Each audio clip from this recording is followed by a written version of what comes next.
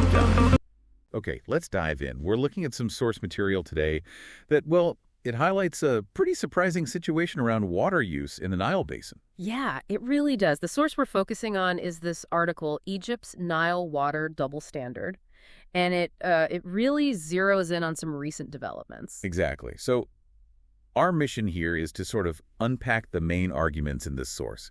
It looks at Egypt's long-held worries about upstream projects, specifically Ethiopia's big dam, the GERD. Right, the Grand Ethiopian Renaissance Dam. And then it compares those worries with what the source says about Egypt's own new, very ambitious water project. And that comparison, well, that's where the central question comes in, doesn't it? The source basically asks, is there a contradiction here, maybe even a double standard? Let's start there. Remind us, what was Egypt's position on the GERD for all those years? Egypt consistently argued the GERD was a major threat, a threat to its water supply downstream, its agriculture. Yeah, they claimed it would cut the flow, right? Yes. Disrupt everything. Precisely. That it would mess with the Nile's flow and put regional water security at risk. That was the narrative presented for a long time. But the article throws a wrench in that, doesn't it? It presents this counter-narrative, saying those claims, well, they didn't pan out. That's the core point the source makes. It says those fears have actually been proven false now that the GERD is almost finished. Proven false.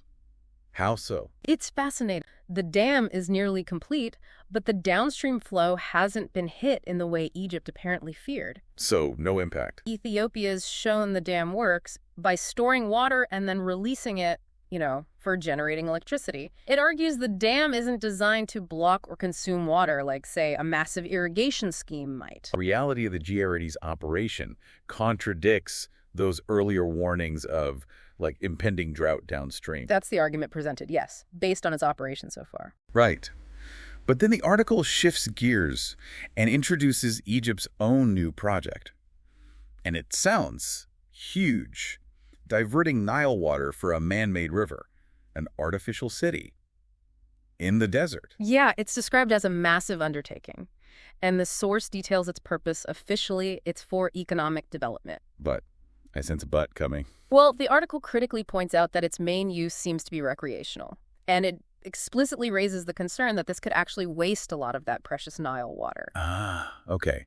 And this is where the source really drives home that alleged inconsistency, that double standard idea. Exactly. The article points out that Egypt always insisted upstream countries needed its permission for any big Nile projects. Right, citing historical agreements and water needs.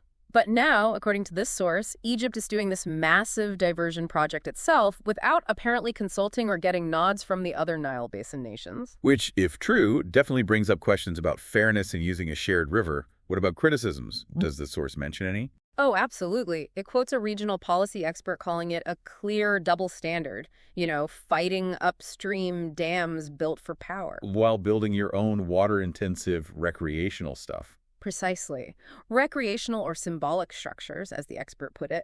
The source also mentions environmental groups questioning if it's even feasible or necessary. Especially with water stress already being a huge issue in the region. Right. They argue for conservation, for cooperation, not building artificial landscapes that, according to the source's perspective, risk wasting water. So the picture the source paints is this stark contrast.